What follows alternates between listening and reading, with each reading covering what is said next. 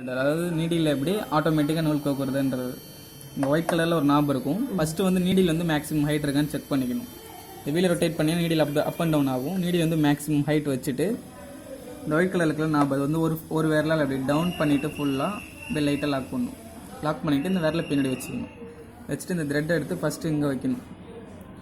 Second இங்கே needle touch பண்ணிவிட்டு இங்கே ஃப்ரண்ட்டுக்கு வந்துடணும் கை. ஓகேவா? த்ரெட் ஷேப் பார்த்தீங்கன்னா 4 மாதிரி இருக்கும். இப்படி இங்கே டச் பண்ணிங்கன்னா ரிலீஸ் ஆகிடும். ஓகே. பேக் சைடில் இருக்கிற த்ரெட்டை நீங்கள் எடுத்துட வேண்டியதான். Okay okay.